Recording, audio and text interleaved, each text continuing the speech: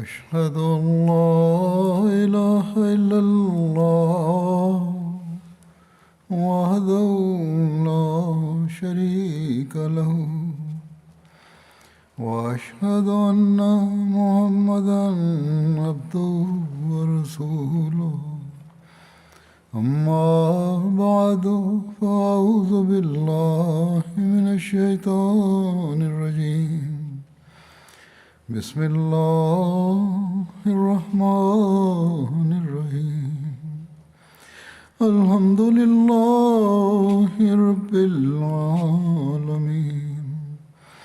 الرحمن الرحيم مالك يوم الدين إياك نعبد وإياك نستعين اهدنا الصراط المستقيم صراط الذين أنعمت عليهم غير المغضوب عليهم ولا الضالين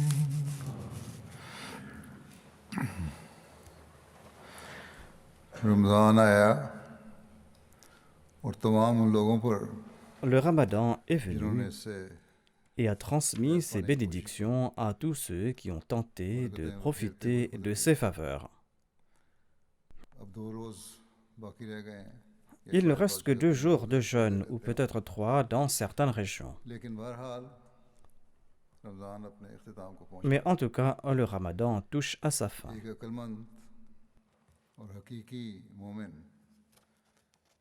हमेशा याद रखता है Un croyant sage et sincère se souvient toujours, et il doit toujours s'en rappeler, qu'avec la fin du Ramadan, nous n'avons pas été affranchis de nos nombreuses responsabilités और फ़राइज़ से et de nos devoirs. आज़ाद नहीं हो गए बल्कि रमज़ान इन फ़राइज़ और Au ज़िम्मेदारियों contraire, le Ramadan est venu nous former pour mieux remplir ses devoirs et ses responsabilités. इन फ़राइज़ की अदायगी Le Ramadan est venu enseigner le respect de ses droits के तरीक़ et सिखाने la méthode pour le faire avec constance. और इनमें तरक्की Et le की Ramadan मराहल est की venu nous indiquer les निशानदेही étapes करने du progrès dans ces domaines. और ये सिखाते हुए अपने इख्तिताम को पहुंच रहा है Le Ramadan tire à sa fin en nous enseignant tout cela. फ़र्ज़ रोज़ों का महीना तो ख़त्म हो रहा है Certes, le mois du jeûne obligatoire tire à sa बाकी fin, फ़राइज़ mais अदायगी के débute मयारों को maintenant ऊंचा le रखने moment pour élever les normes de ces œuvres restantes उनमें तरक्की करते et चले pour जाने favoriser le progrès dans ces का domaines. वक्त शुरू हो रहा है अगर हम इस हकीकत को भूल गए कि रमज़ान के बाद हमने अपने फ़राइज़ और हकूक़ की अदायगी के मयारों को Si nous oublions इस तरह le कायम fait रखना है qu'après le Ramadan, nous devons maintenir les normes de respect de nos devoirs, eh अपना bien, en ce Ramzan cas, nous n'avons pas passé notre उस तरह नहीं Ramadan गुजारा comme l'avait जहाँ हज़रत conseillé le saint सल्लल्लाहु अलैहि prophète वसल्लम Mohammed, paix soit sur lui. एक हदीस में आता है हज़रत सल्लल्लाहु अलैहि वसल्लम ने फरमाया कि पांचों नमाजें Selon un एक जुमा hadith, le दूसरी saint जुमा prophète Mohammed, paix soit sur lui, a और déclaré एक que les Ramzan 5 prières quotidiennes, दूसरे Ramzan les prières du vendredi consécutives अपने et माबैन les actes accomplis entre un Ramadan et होने le वाले prochain गुनाहों का servent d'expiation कफ़ारा बन pour les जाता है péchés commis entre eux, बशर्ते कि à कबीरा गुनाहों से condition qu'on ait इज्तनाब évité किया les जाए péchés majeurs. वाज़ेह यहाँ हो कि अगर इंसान Qu'il soit clair छोटी छोटी ici गुनाहों और que गलतियों si l'on की n'analyse निशानदेही pas करता ses péchés et ses उनकी erreurs कोशिश नहीं mineures करता et qu'on ne tente और pas उन de पे les सज़ा éviter होने पे तौबा et इस्तिग़फ़ार qu'on नहीं करता n'implore pas le pardon de Dieu après तो les वही avoir कबीरा गुनाह commis, बन जाते हैं eh bien ces péchés mineurs vont se transformer en बस péchés majeurs. यहाँ मुराद ये है Le कि sens de इंसान ce हर वक्त hadith अल्लाह est ताला que का l'on खौफ doit रखता है nourrir la crainte de इस्तिग़फ़ार Dieu करता à है tout instant dans le हकीम cœur चीज़ों से et बचता implorer le रहे pardon de Dieu बस afin de अगर pouvoir éviter ces actions. हम एक रमज़ान को दूसरे Si रमज़ान nous के ne साथ traversons pas la période entre 2 नेकियां करते ramadans हुए successifs à accomplir de bonnes और अपने œuvres फ़राइज़ की अदायगी करते et हुए à respecter nos obligations अपने et nos हक अदा करते devoirs, हुए nos devoirs जो eu égard au इबादतों culte के de भी हक Dieu हैं et nos devoirs envers autrui. Si nous n'avons pas respecté ces obligations au cours des autres mois de l'année, eh bien, en ce cas, nous n'aurons pas profité pleinement du mois du Ramadan. हमारी खुशकिस्मती है कि हज़रत मसीह मौऊद अलैहिस्सलाम ने हर मामले में बड़ी खोल कर हमारी रहनुमाई फरमाई। Nous avons la chance que le Messie premier l'Islam nous a guidés clairement dans tous les domaines. कि अपनी इबादतों की Il nous a prodigué maints conseils sur le respect de nos devoirs envers nos actes d'adoration अपनी जिंदगी et envers autrui. Il nous a présenté un plan d'action pour mener nos vies. अगर हम इस्लाह अमल को Si cette stratégie fait partie de nos vies, उस तरीके के मुताबिक अपनी et si nous tentons d'y conformer notre existence, eh bien, nous allons marcher certainement sur ces voies qui vont favoriser l'épanouissement dans le domaine de la vertu et dans le domaine du progrès spirituel. जो एक रमज़ान से दूसरे Il रमज़ान s'agit को de la voie liant un ramadan au prochain ramadan, जो इस de la voie pour éviter les écarts de conduite et les péchés, और गुनाहों et से de se faire pardonner. माफ़ करवाने के रास्ते हैं। इस ज़माने में हज़रत सल्लल्लाहु अलैहि वसल्लम के À notre époque, c'est le serviteur véritable du saint prophète Mohammed paix soit lui qui जो nous a हमें exhortés इस्लाम की हकीकी à तालीम maintes के reprises de mener nos vies en accord aux véritables enseignements de बार l'islam. बार तलकीन फरमाते हैं और खोल कर बयान फरमाते हैं कि अगर अल्लाह ताला के फजलों Il a expliqué clairement que nous devrons suivre ses conseils si nous souhaitons mériter en permanence les faveurs d'Allah. आपकी नसाए में से चंद नसाए में से ध्यान करूंगा। Je vais citer certains de ces conseils. हमारी इबादत Au cours du Ramadan, l'on est davantage vigilant concernant le culte de Dieu. और नवाफिल Nous tentons d'effectuer les salats obligatoires et les nawafil avec un soin particulier. नमाजों की फर्जियत Mais les salats ne sont pas obligatoires pour un mois spécifique ou à un moment particulier. खास वक्त के लिए मखसूस नहीं है, बल्कि दिन में Les 5 prières quotidiennes doivent être accomplies à l'heure prescrite au cours des 12 mois de l'année. अदा करनी जरूरी है। हज़रत Le saint prophète Mohammed paix soit lui बारे में मोमनों l'a rappelé à maintes reprises aux croyants. आपने एक मौके पर फरमाया L'envoyé d'Allah paix soit lui a déclaré: abandonner la salat rapproche l'homme de l'incroyance et du polythéisme. सल्लल्लाहु अलैहि वसल्लम Il a aussi déclaré que la première chose dont l'homme devra rendre des comptes au jour de la résurrection est la salat. लिया जाएगा वो नमाज है। अगर ये हिसाब ठीक रहा Et s'il passe cette épreuve, वो कामयाब हो गया। il réussira et il méritera le ये salut. अहमियत है नमाज की, Ainsi, telle est l'importance de la खास पढ़ने salat. के लिए मखसूस नहीं। La salat n'est pas consacrée à un mois particulier. 5 नमाजों की तरफ तो Il faudra accomplir les salats 5 fois par jour. Le Messie premier d'Islam nous a conseillé sur l'importance des salats à maintes reprises. Et il a clairement expliqué ce qu'est la salat. Il nous a expliqué comment accomplir la salat et comment en tirer plaisir. Et il nous a fait aussi comprendre qu'il faudra faire des efforts pour en tirer plaisir. On doit accomplir des salats qui augmentent notre amour pour Allah. On ne doit pas étaler son tapis de prière ou se rendre à la mosquée pour prier en sanglotant un tant soit peu, uniquement lorsqu'on est confronté à un problème mondain, pour ensuite oublier la prière, la salat, lorsque le problème est résolu. Ou certains se concentrent sur la salat uniquement au cours du Ramadan pour oublier ensuite la salat ou pour ne pas y consacrer l'attention nécessaire. Si tel est le cas, ni les salats, ni la prière de Juma, ni le jeûne n'offriront le pardon pour les péchés, comme indiqué dans le hadith que j'ai présenté. Le Messie premier l'Islam a expliqué ce qu'est la salat कि en ces नमाज क्या termes. है, फरमाया Le Messie premier ये एक l'Islam खास déclare: दुआ है c'est une supplication मगर लोग spéciale उसको que बादशाहों les का gens टैक्स समझते हैं, considèrent à tort comme l'impôt मजबूरी से पढ़नी exigé par le souverain. नादान इतना नहीं जानते L'ignore croit-il que Dieu a गलत खुदा réellement ताला को besoin इन de बातों ces की क्या हाजत है, supplications? उसके गिनाए जाती को इस Dieu बात est की क्या हाजत है indépendant. Et a-t-il कि इंसान besoin que दुआ l'homme le तस्बीह supplie, और le loue तहलील में et le मसरूफ है, glorifie? बल्कि इसमें इंसान का अपना ही फायदा Il है s'y trouve en fait des कि avantages वो pour इस तरीक l'homme, पर अपने मतलब को car पहुंच il जाता है। atteint son objectif par ce moyen. फरमाया कि मुझे ये देखकर बहुत Le Messie अफसोस हो premier गया l'Islam déclare: je suis très peiné par le manque d'amour तकवा और de mes दीनदारी से contemporains मोहब्बत envers नहीं les actes d'adoration, envers la taqwa ये et तो la मोहब्बत की piété. बातें हैं मोहब्बत हो Il तो सही s'agit जनाब d'une भाई तो question प्रेम करो से d'amour. C'est en éprouvant de l'amour que इसकी l'on वजह assumera ses devoirs comme il एक se आम doit. जहरीला असर रस्म Il का है explique l'influence nocive de la इसी वजह से tradition अल्लाह en ताला est की la मोहब्बत सर्द हो raison. रही है Ceci a refroidi रस्मों का l'amour एहसास ज़्यादा बढ़ d'Allah. गया और C'est-à-dire, on इबादत में s'empêtre dans जिस किस्म les का मजा आना traditions चाहिए et l'on ne वो tire मजा नहीं pas आता de ces actes d'adoration la saveur qui en दुनिया में découle. कोई ऐसी चीज़ नहीं Allah a जिसमें placé en लज्जत और toute chose en खास ce मोहब्बत monde का une रहना saveur et un plaisir particulier.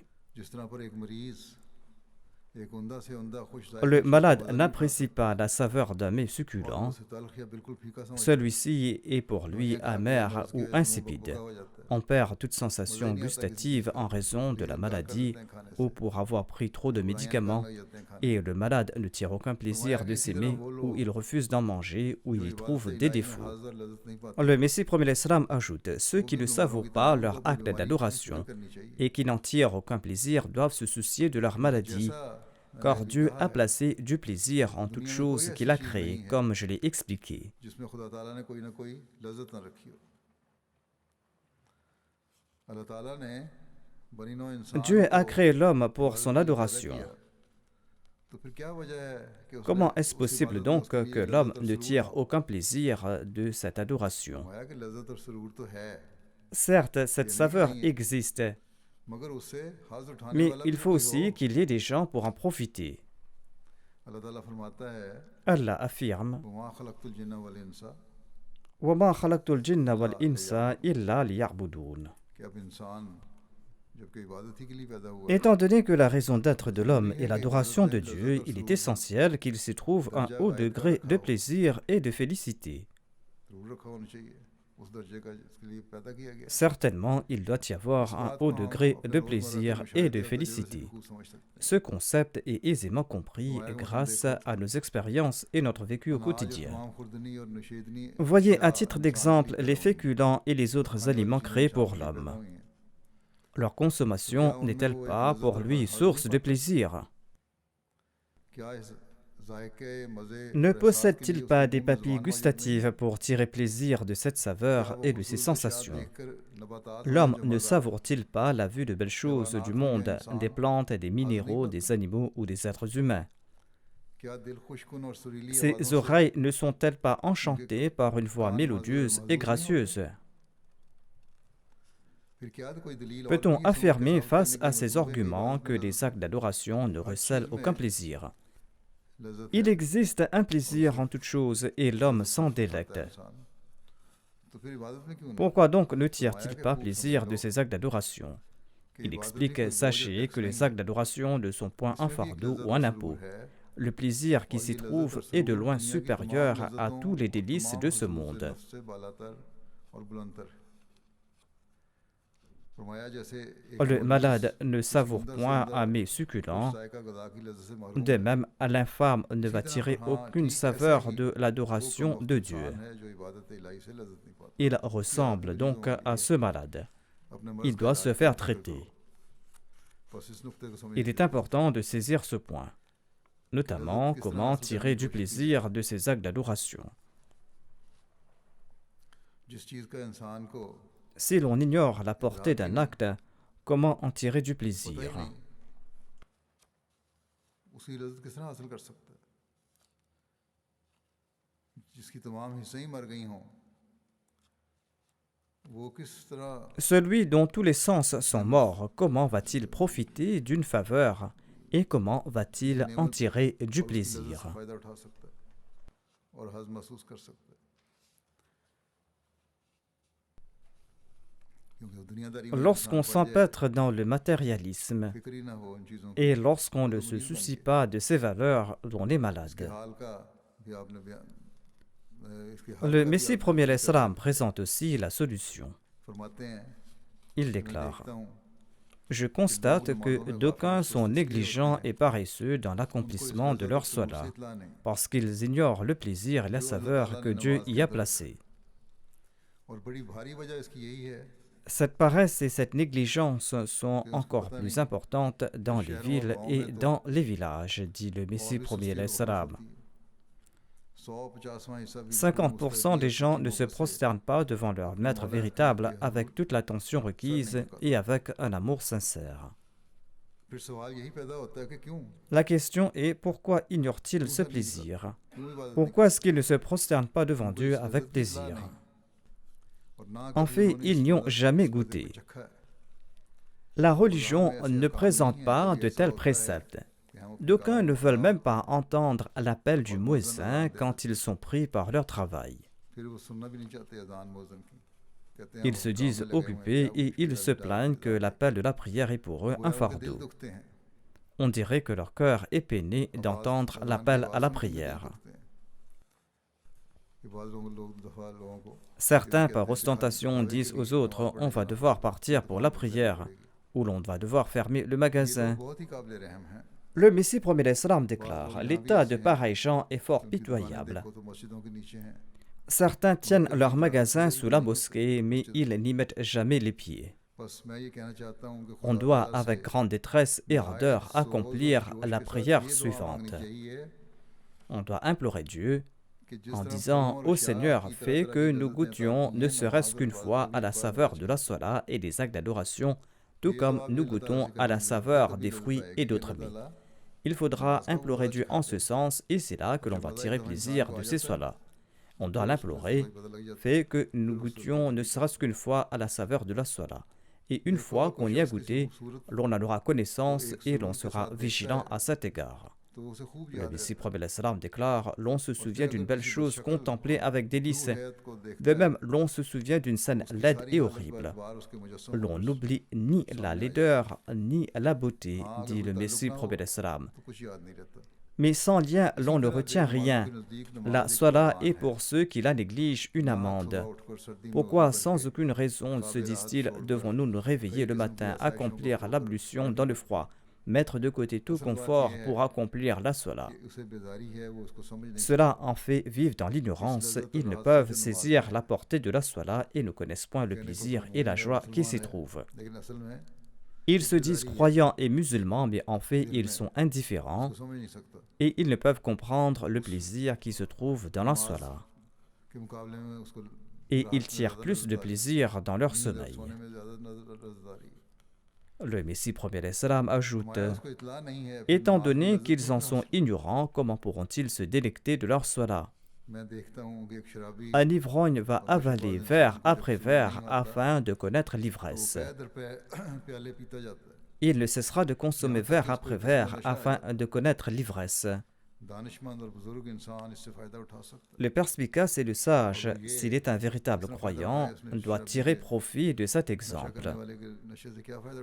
Il doit tirer des leçons de cet exemple de l'ivrogne, à savoir qu'il doit persévérer dans ses actes d'adoration et il doit implorer Dieu et être régulier dans ses salats jusqu'à ce qu'il en tire plaisir. Le plaisir de l'ivresse est l'objectif principal de l'ivrogne. L'esprit et toutes les aptitudes du croyant doivent être consacrés à la prière et à l'acquisition de ce plaisir. Animé de sincérité et d'ardeur, on doit ressentir tout au moins une détresse et une peine ressemblant à celle de l'ivrogne, pour que naisse la supplique adressée à Dieu lui demandant d'accorder ce plaisir. Il faudra implorer Dieu pour qu'il vous accorde ce plaisir. Le Messie premier l'Islam déclare: certainement l'on en tirera du plaisir suite à des efforts incessants en ce sens. En accomplissant la salat, le croyant doit aussi tenter d'acquérir les avantages qui y sont liés et avoir à l'esprit l'état d'ihsan. Allah déclare: Innal hasanat yudhibna sayyi'at. In al-hasanati yudhibna sayyi'at. Les vertus chassent les mauvaises actions. L'on doit supplier Dieu en ayant au cœur ses hasanat, ses vertus et ses plaisirs, afin de pouvoir accomplir la prière des siddiqines et des muhsinin. Il est dit « Innal hasanati yudhibna sayyi'at », c'est-à-dire les vertus chassent les mauvaises actions, ou la salat chasse les mauvaises actions. Un autre verset du Saint-Coran affirme que la salat protège de l'indécence et du mal. Mais d'aucuns commettent des péchés en dépit d'accomplir la salat. Certes, ils prient, mais pas avec l'esprit ou avec la droiture nécessaire. Si la salat n'a aucun effet sur eux, cela signifie qu'ils prient certes, mais pas avec l'esprit nécessaire. Ces gens n'y consacrent pas toute leur attention, ils se cognent le front au sol par habitude, leur âme est morte et Allah ne considère pas pareil cela comme un des hasanat. Pareil cela ne font pas partie de hasanat.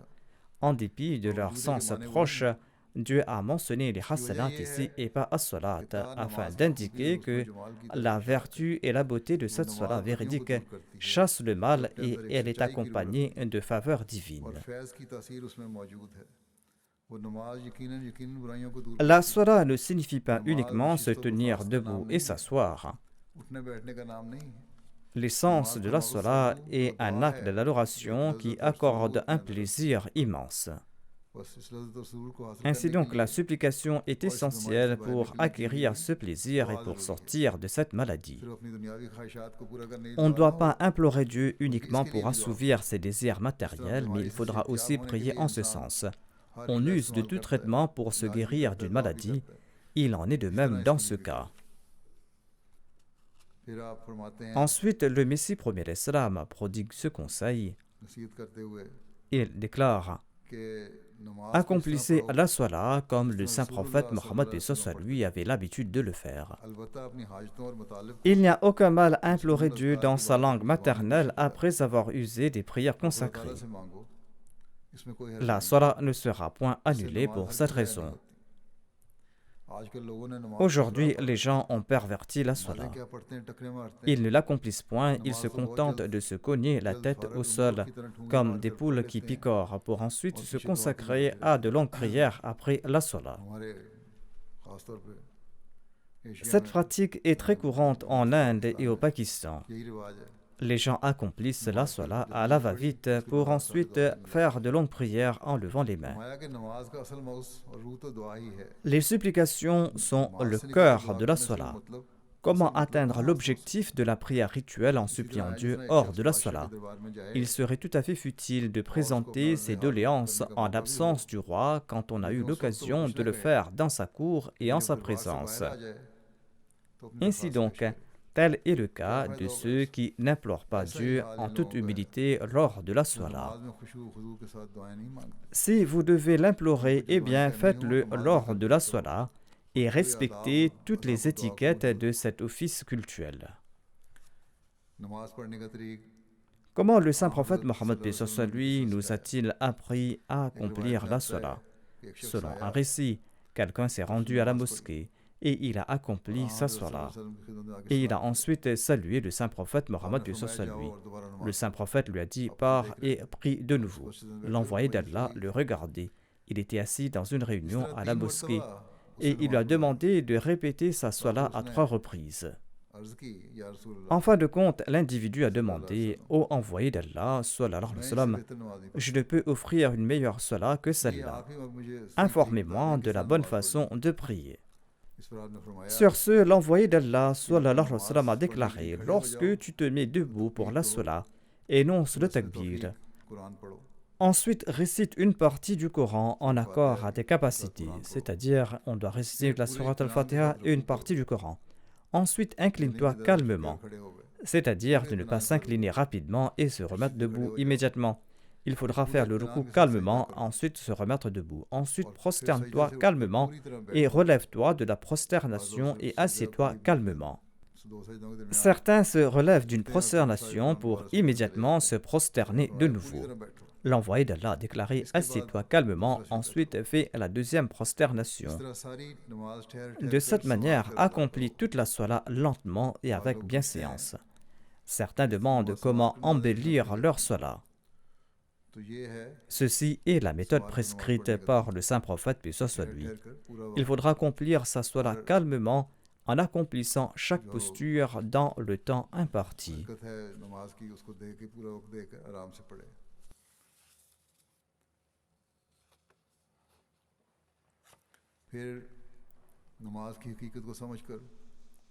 Après avoir compris l'essence de la salat et après l'avoir accomplie comme il se doit, il incombe aussi aux croyants de lire et de comprendre le Saint-Coran. Il doit être vigilant quant à sa lecture, tout comme c'est le cas souvent au cours du Ramadan. Il faudra aussi lire les commentaires du Saint-Coran. Ceci est un moyen pour lier un Ramadan au prochain Ramadan. Il faudra être vigilant quant à la lecture du Saint-Coran. Le Messie promet l'Islam déclare à propos du Coran: si nous ne disposions pas du Coran et que notre foi et notre doctrine dépendaient des recueils de hadith, c'est un visage des plus honteux que nous aurions présenté aux autres peuples. J'ai médité sur le sens du nom Coran et j'ai compris qu'il renferme une grande prophétie. Notamment que le Coran est le livre qui mérite d'être lu, en particulier à une époque où d'autres livres seront disponibles. Ce sera le seul livre qui méritera d'être lu afin de préserver l'honneur de l'islam et afin de repousser le mensonge. Les autres livres mériteront qu'on les abandonne. Voilà le sens de l'épithète Furqan. Il est le livre qui va distinguer la vérité du mensonge. Aucun autre livre de hadith, aucun autre livre n'aura autant d'importance. Abandonnez tous les autres livres matin et soir, lisez uniquement la parole de Dieu. Il est 100 fois celui qui n'éprouve pas de l'amour à l'égard du Coran et qui s'adonne à la lecture d'autres livres. Les membres de notre Jamaat doivent se consacrer corps et âme à l'étude du Coran et cesser de se préoccuper des hadiths. Il est fort malheureux de constater que l'on n'étudie pas le Coran avec le même soin et avec la même réflexion qu'on étudie les livres de hadith.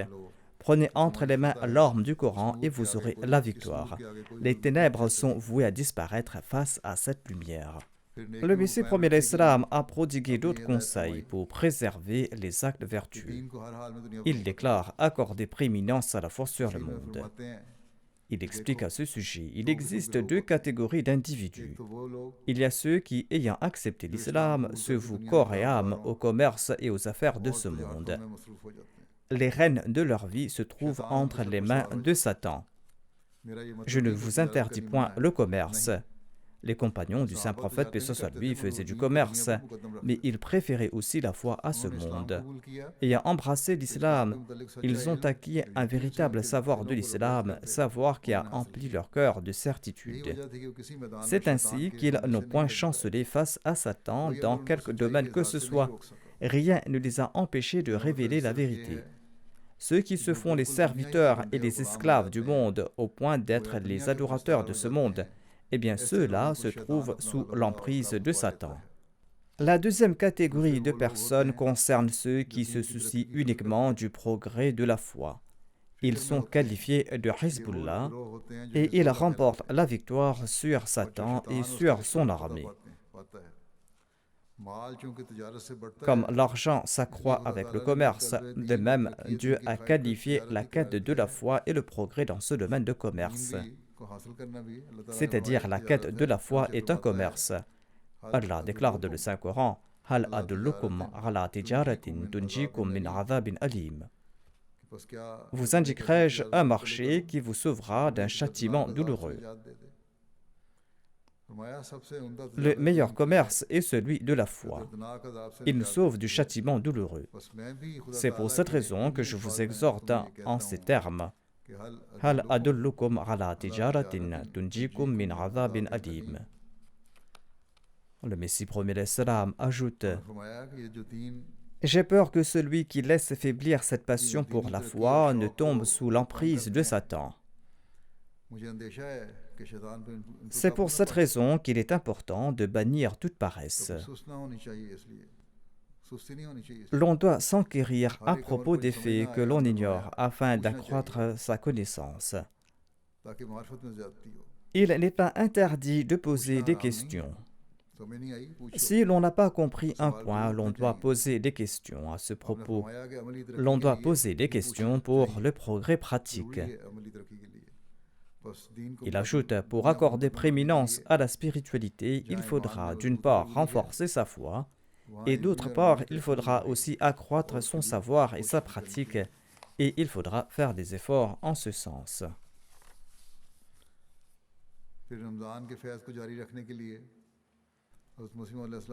Le Messie premier l'Islam nous a présenté une autre méthode pour perpétuer les bénédictions du Ramadan.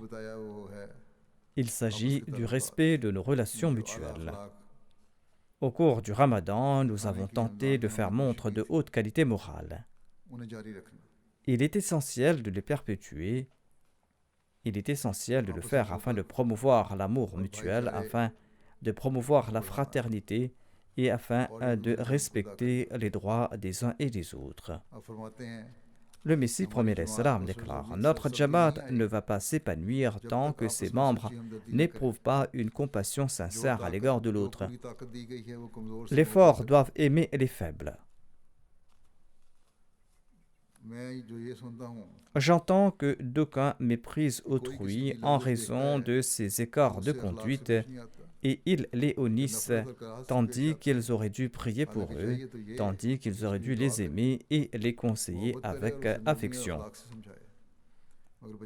Malheureusement, ils ressentent une grande rancune à l'égard de ces gens-là. Sans indulgence, leur cas va s'aggraver et ils connaîtront une mauvaise fin.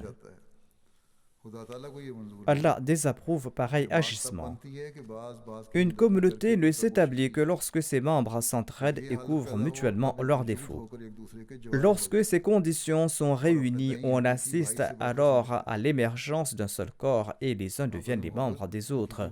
Et la fraternité qui s'établit entre eux dépasse de loin celle qui existe entre des frères de sang. Tel doit être le niveau de sympathie. Lorsque le fils est coupable de mauvaises actions, eh bien le père va couvrir ses défauts et il va conseiller son fils en aparté. Le frère couvre les manquements de son frère. En aucun cas, il va dévoiler les manquements de son frère au grand jour.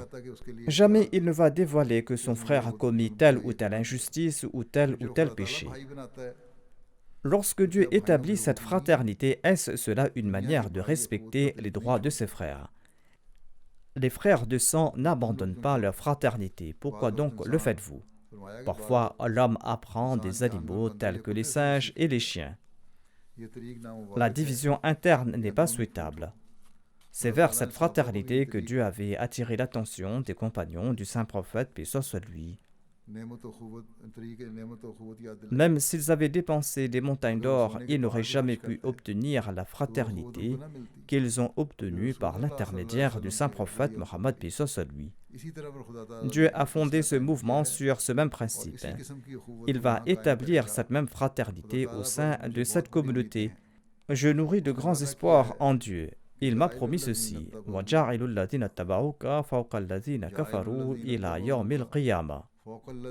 jusqu'au jour du jugement, j'accorderai la supériorité à ceux qui ont cru en toi sur ceux qui t'ont rejeté. J'ai la certitude qu'il va établir cette communauté qui, jusqu'au jour du jugement, aura la supériorité sur mes négateurs. Mais ce sont des jours de faiblesse et ce sont des jours qui offrent l'occasion à chacun de se réformer et de rectifier ses actions. C'est un très grand péché que de critiquer, que de blesser les sentiments des uns et des autres et de peiner autrui en faisant usage d'un langage grossier et de mépriser les faibles et les modestes.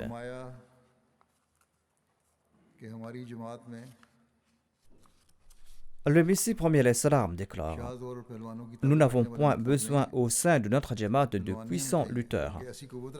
Nous avons besoin de personnes fortes et à même de transformer leurs mœurs. Le puissant n'est pas celui qui déplace une montagne. Le véritable brave est celui qui est capable de changer ses habitudes. Usez de toute votre détermination et de toute votre capacité afin de transformer vos penchants. Il s'agit là de la force et de la bravoure véritable. Le Messie premier Islam conseille ceci à propos de l'amour, à propos de l'affection et à propos du respect mutuel et de l'importance de l'humilité et de la douceur. Il déclare, il est très important pour les Ahl Taqwa, pour les gens de la Taqwa, que de passer leur vie dans la simplicité et dans l'humilité.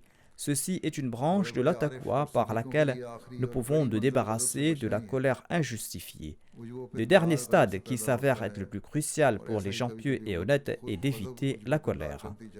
L'arrogance et la vanité proviennent de la colère, et inversement, la colère est quelquefois une conséquence de l'arrogance et de la vanité. La colère est engendrée lorsque l'homme donne préséance à son nafs, à son moi, sur celui de l'autre. Je ne désire pas que les membres de ma Jamaat se considèrent les uns et les autres inférieurs ou supérieurs, ou qu'ils soient hautains ou méprisants envers autrui. Dieu sait qui est grand ou petit. Pareille pensée sente le dédain, et j'ai peur que ce mépris, à l'instar d'une graine, ne pousse et n'engendre la destruction de son auteur. Certains traitent avec une grande courtoisie les grands de ce monde, mais grand est celui qui écoute en toute humilité les paroles de l'humble et qui accorde de l'importance à ses propos et qui ne blesse pas ses sentiments. Les grands et les titulaires de poste au sein de la communauté doivent être vigilants à cet égard. Ils doivent s'adresser à autrui en faisant montre d'une grande douceur et d'une grande affection dans leurs propos. Allah affirme à ce sujet, وَلَا تَنَابَزُوا بِالْأَلْقَابِ بِئْسَ الْإِسْمُ الْفُسُوقُ بَعْدَ الْإِيمَانِ وَمَنْ لَمْ يَتُبْ فَأُولَٰئِكَ هُمُ الظَّالِمُونَ. Ne vous diffamez pas les uns les autres et ne vous donnez pas entre vous des sobriquets par sarcasme. Cet acte est si uniquement aux pécheurs et aux vicieux. Celui qui méprise l'autre ne mourra pas avant d'avoir été frappé lui-même du mal dont il accuse. Ne méprisez pas vos frères, étant donné que vous vous désaltérez tous à la même source, comment savoir qui en boira davantage? Le plus honorable n'est pas défini selon les principes de ce monde. Le plus grand aux yeux d'Allah est celui qui est le plus muttaqi. Ceci est énoncé dans le verset suivant.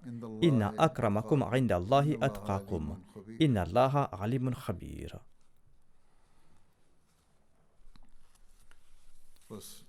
Le Ramadan a engendré la taqwa, et la taqwa exige qu'on améliore nos relations mutuelles et que nous fassions preuve de bienséance et de courtoisie dans nos interactions avec autrui. Ensuite, le Messie premier Islam déclare: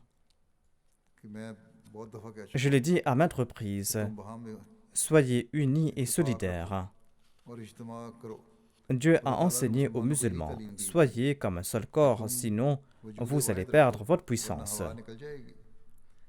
L'injonction de se tenir côte à côte lors de la salat est pour le bien de l'unité, afin qu'à l'instar de l'électricité, le bien de l'un imprègne l'autre. Afin qu'à l'instar de l'électricité, le bien de l'un imprègne l'autre. S'il y a désaccord, s'il n'y a pas d'unité, eh bien vous n'aurez aucune chance. Vu la situation actuelle, les fidèles se tiennent à distance par nécessité lors de la salat. Les enfants et les autres ne doivent pas croire qu'il s'agit là d'une pratique permanente. La situation s'améliore petit à petit et les distances sont également de plus en plus courtes. Inch'Allah, les conditions vont retourner à la normale. Lorsqu'on forme les rangées lors de la prière à la mosquée, il faut se toucher de l'épaule. C'est un point qu'on ne doit pas oublier. Certes, on a pris des mesures temporaires en raison des exigences sanitaires, afin que l'on puisse tout au moins continuer de prier en congrégation à la mosquée. C'est pour cette raison qu'on a maintenu les distances entre les fidèles, et on espère que la situation va retourner à la normale rapidement. En tout cas, le Messie premier Islam déclare, le saint prophète paix soit lui a déclaré, vous devez vous aimer les uns les autres et prier les uns pour les autres à l'insu de l'autre. C'est un point très important, que l'on prie pour l'autre à son insu. Que l'on vous demande ou non de prier pour l'autre, ou même si vous ne le connaissez pas personnellement, prier pour la Jamaat en général ou pour les membres de la Jamaat est un acte très noble. Le Messie promet l'Islam déclare, si un individu prie pour quelqu'un d'autre à son insu, un ange affirme qu'il en soit ainsi pour toi aussi. Quel rang remarquable en effet, si les prières de l'homme ne sont pas entendues, au moins celles des anges sont acceptées. Je vous conseille de bannir toute discorde entre vous, dit le Messie promet l'Islam. Il ajoute, je n'ai apporté que deux enseignements. Premièrement, établir l'unicité de Dieu et deuxièmement, faire montre d'amour et de sympathie mutuelle. Montrer un exemple qui sert de miracle pour les autres. Ceci est l'argument présenté par les compagnons. Il est dit, Kuntum a'da'an fa'allafa bayna qulubikum. Vous étiez des ennemis et Dieu a uni vos cœurs dans l'amour. Le Messie promet l'Islam ajoute, l'unité est un miracle. Tant que chacun d'entre vous n'aime pas pour son frère ce qu'il aime pour lui-même, eh bien vous n'êtes pas un membre de ma communauté. Celui-là connaîtra le malheur et l'épreuve et il connaîtra une mauvaise fin. Le Messie promet l'Islam attire notre attention sur l'importance de s'imprégner de l'amour de Dieu.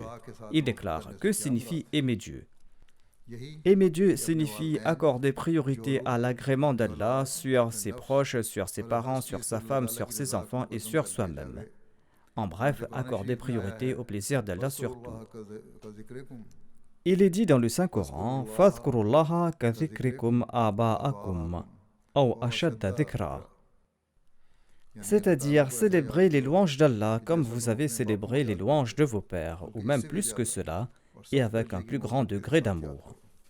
Le Messie promet l'Islam ajoute, afin d'établir la véritable unicité de Dieu, il est nécessaire d'engendrer en soi l'amour de Dieu.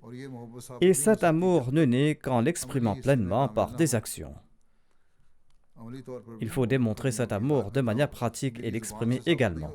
Cet amour n'est pas engendré par des simples déclarations verbales. Prononcer le mot misri, qui est un type de sucre, ne fera pas naître la saveur sucrée dans la bouche. On ne ressentira pas la saveur sucrée dans la bouche rien qu'en prononçant le mot sucre. Ou si l'on se dit être l'ami de l'autre, mais qu'on ne l'aide pas dans un moment difficile, on ne pourra pas être considéré comme un ami véritable. De même, si l'on se contente d'énoncer verbalement l'unicité de Dieu et son amour pour lui, cela ne sera d'aucun avantage. En fait, la démonstration pratique est plus nécessaire que la déclaration verbale. Cela ne signifie pas que les déclarations verbales sont inutiles, non. Je soutiens qu'une affirmation pratique est requise parallèlement aux témoignages verbaux. Par conséquent, vous devez vouer votre vie dans la voie de Dieu. Ceci est l'islam. C'est la tâche pour laquelle j'ai été suscité. Vivront dans la privation ceux qui se tiennent éloignés de cette source que Dieu a fait couler pour cette cause. Si le véritable chercheur souhaite acquérir quelque chose et atteindre son but, il doit se précipiter vers cette source, s'avancer et placer sa bouche au bord de cette source jaillissante. Mais cela est impossible sans tomber devant le seuil de Dieu en ayant abandonné toute aliénation.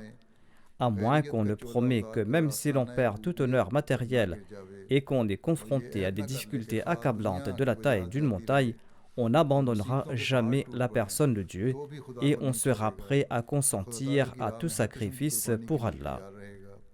La merveilleuse sincérité du prophète Ibrahim alayhi salam était telle qu'il était même prêt à sacrifier son fils.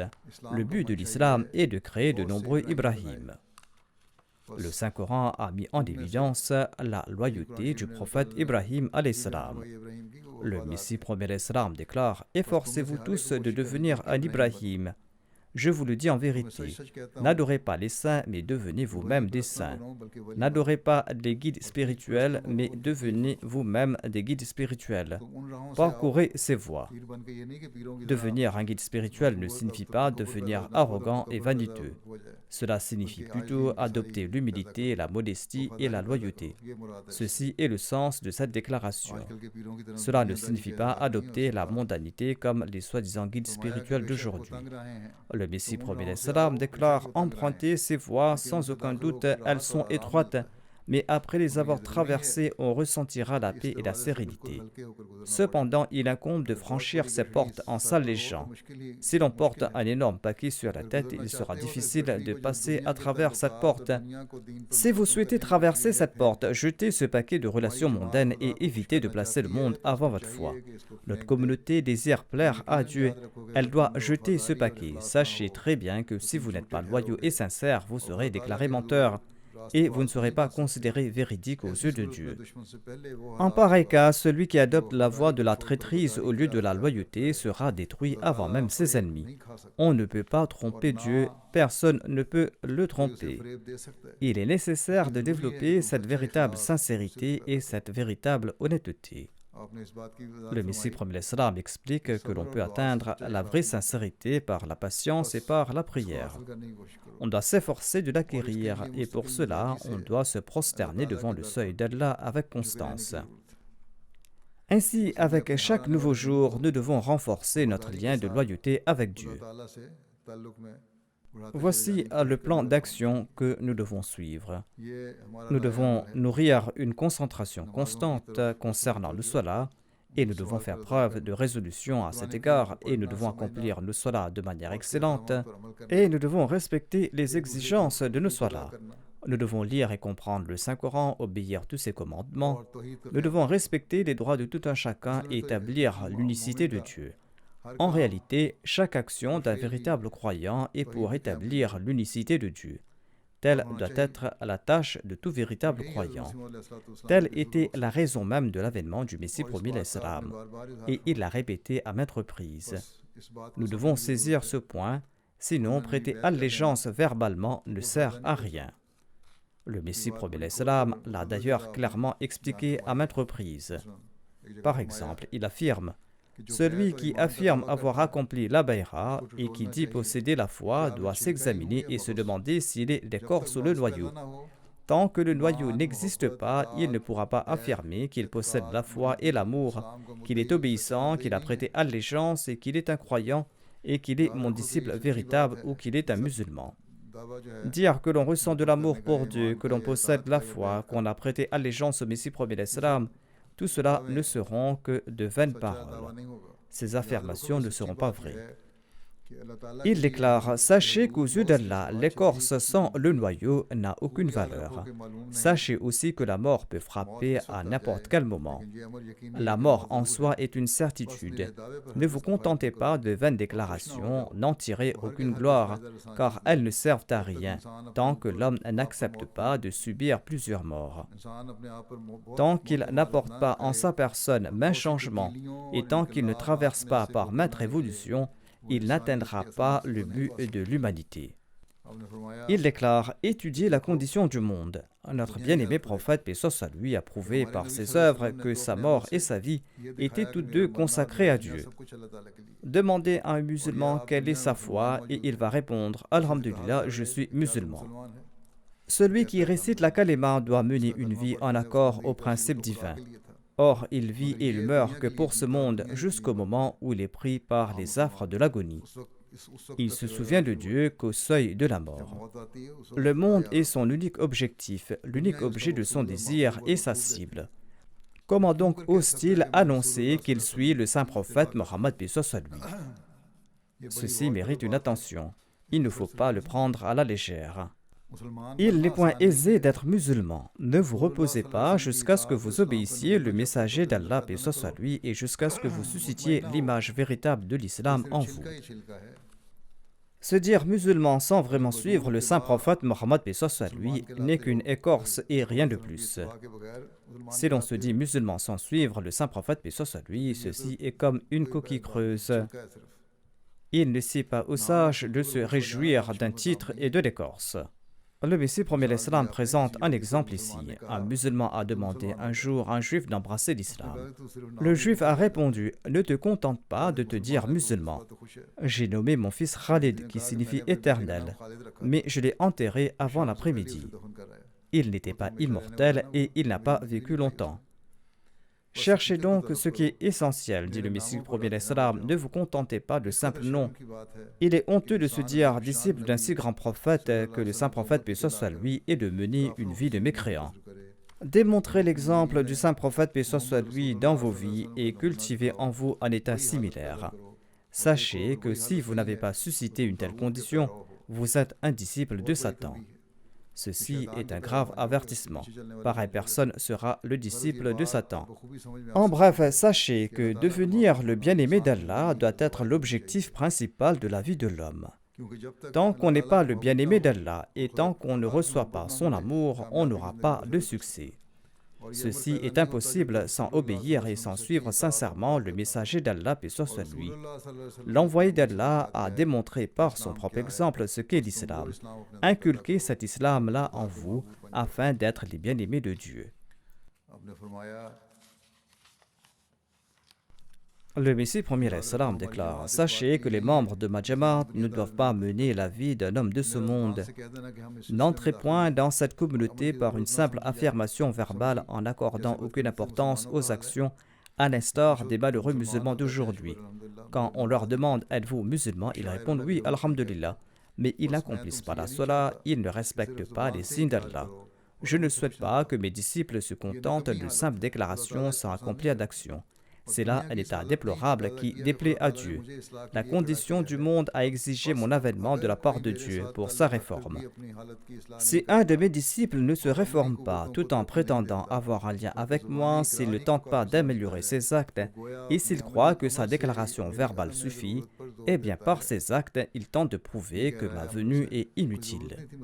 Par ses actions, il prouve que l'avènement du Messie premier d'Islam était inutile. Si par vos actes vous souhaitez démontrer que ma venue est futile, à quoi bon établir un lien avec moi? Si vous souhaitez vous lier à moi, eh bien accomplissez le but de mon avènement. Pour ce faire, manifestez votre sincérité et votre fidélité auprès de Dieu. Appliquez les préceptes du Saint-Coran tels qu'ils ont été par le saint prophète, paix soit lui, et ses compagnons. Tentez de comprendre l'essence du Saint-Coran et essayez d'y conformer vos actes. Aux yeux de Dieu, il ne suffit pas que vous énoncez des propos qui ne se traduisent pas en actes.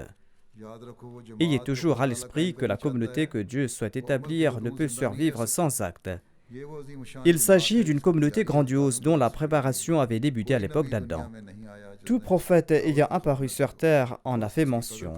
Ayez de la considération pour cette communauté et vous pourrez le faire qu'en montrant par vos actes que vous êtes bien dans le groupe des gens véridiques. Ainsi, si nous avons prêté allégeance au Messie premier d'Islam avec la conviction qu'il est bien le Messie promis et le Mahdi, dont l'avènement avait été prophétisé par le saint prophète, paix soit lui, nous devons en ce cas provoquer un pieux changement en nous. Nous allons devoir provoquer une révolution en nous et devenir un exemple à suivre pour le monde. Nous allons devoir fixer des normes élevées pour le respect des droits d'Allah et les droits de sa création. Le mois du Ramadan nous a offert une formation et nous devons continuer cette pratique tout au long de l'année. Nous devons faire de notre mieux pour mettre en œuvre le plan d'action que j'ai présenté à la lumière des paroles du Messie premier d'Islam. Nous devons accomplir nos salats de manière excellente, nous devons adhérer aux préceptes du Saint-Coran, nous devons respecter les droits des uns et des autres, et nous devons être prêts à consentir à tout sacrifice pour l'établissement de l'unicité de Dieu. C'est là que nous pourrons rendre justice à notre Bayra. Qu'Allah nous accorde la possibilité d'agir en ce sens. Continuez à prier pour que les conditions du monde s'améliorent. Différents pays nourrissent de l'inimitié les uns pour les autres et s'attaquent les uns les autres. Qu'ils puissent agir avec sagesse et qu'ils évitent pareille action, car le monde se dirige rapidement vers la destruction. C'est en reconnaissant leur Créateur qu'ils pourront sortir de cette situation. Priez également pour ces Ahmadis qui ont été emprisonnés en raison de leur foi. Priez pour les Ahmadis du Pakistan et pour que leurs conditions s'améliorent. Priez également pour les Ahmadis d'ailleurs, que leurs conditions s'améliorent. Priez aussi pour les Ahmadis emprisonnés en raison de leur foi en Afghanistan et en Algérie.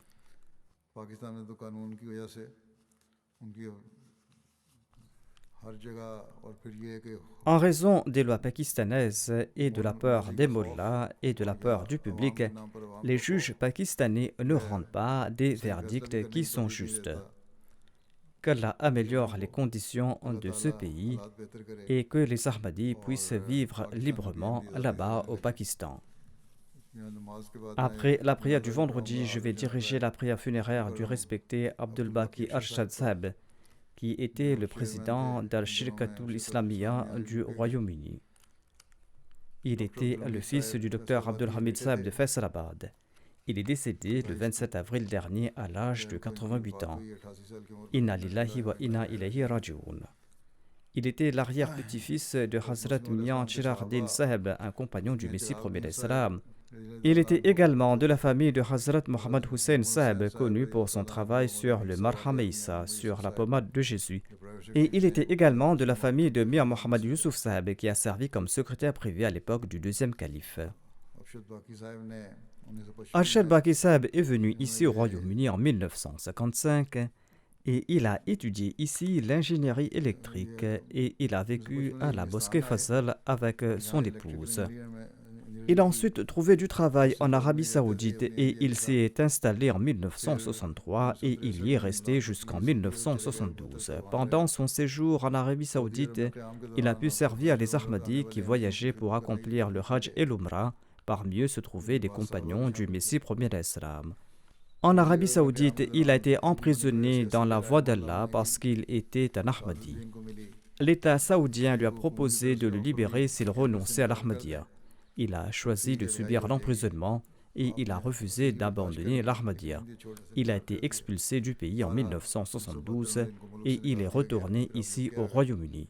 Après son retour ici et jusqu'à son dernier souffle, il a servi la Jamaat en différentes capacités.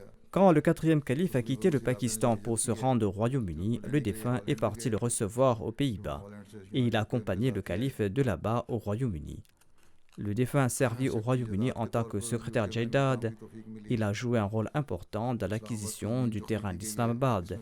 Il a également servi en tant que Naïb Amir du Royaume-Uni. Il a aussi occupé le poste d'officier de la Jalsa Salana du Royaume-Uni, le président de l'Africa Trade et il a servi longtemps en tant que président de la Ashirkatul Islamiyya. Il laisse derrière lui 2 fils et 2 filles. Un de ses fils, Nabil Arshad Saheb, est en train de rendre de très bons services à la Jamaat. Un ancien employé du bureau, Mubashir Zafar Saheb, déclare à son sujet: même si le défunt était bénévole, en effet, il n'a jamais accepté aucune allocation de la Jamaat, et bien même s'il était bénévole, il a travaillé avec une grande responsabilité et il était très ponctuel.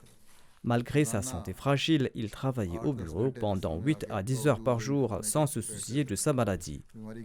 Deuxièmement, il tenait à travailler de ses propres mains. Il faisait toujours sa propre tasse de thé et si quelqu'un lui faisait du thé, il ne permettait à personne de laver la tasse et il la lavait lui-même. Parfois, après le déjeuner à Deer Park, certaines personnes laissaient leur vaisselle sur la table et il les ramassait et il nettoyait la table au lieu de demander à quelqu'un d'autre de le faire. Parfois, si les toilettes avaient besoin d'être nettoyées et que les nettoyeurs n'étaient pas venus, il nettoyait également les toilettes lui-même. Il était un leader qui travaillait avec beaucoup d'humilité et d'effort.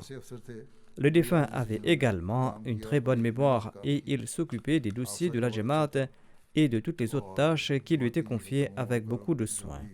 Il était très régulier dans ces soins-là et il les accomplissait en congrégation. Il avait un très grand respect pour le califat. Et si jamais le calife avait émis une directive qui était contraire à son opinion personnelle, eh bien il l'acceptait immédiatement de tout cœur et il oubliait sa propre opinion.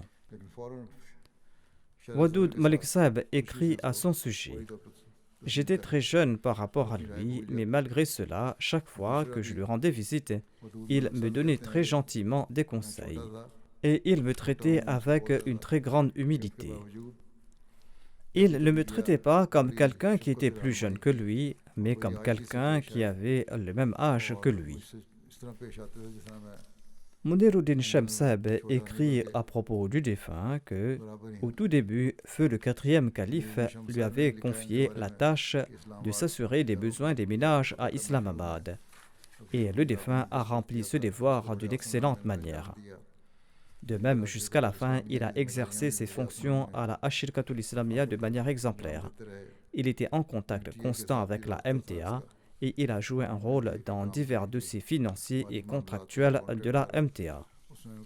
Qu'Allah lui accorde son pardon et sa miséricorde et qu'Allah élève son rang, qu'Allah permette à ses enfants de servir la foi et de demeurer sincères et fidèles envers la Jamaat et au califat. Sa dépouille est présente et comme je l'ai dit, après la prière de Juma, je vais sortir pour diriger sa prière funéraire.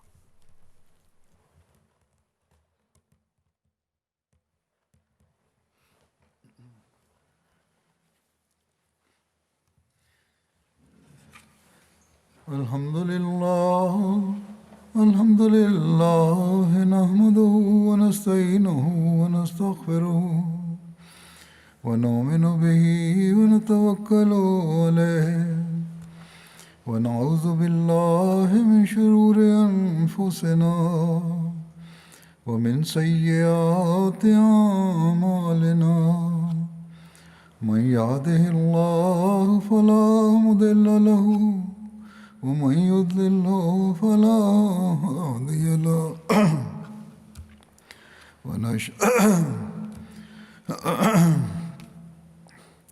ونشهد أن لا إله إلا الله ونشهد أن محمدا عبده ورسوله عباد الله رحمكم الله إن الله يأمر بالعدل والإحسان وإيتاء ذي القربى وينهى عن الفحشاء والمنكر والبغي يعظكم لعلكم تذكرون اذكروا الله يذكركم وادعوه يستجب لكم ولذكر الله أكبر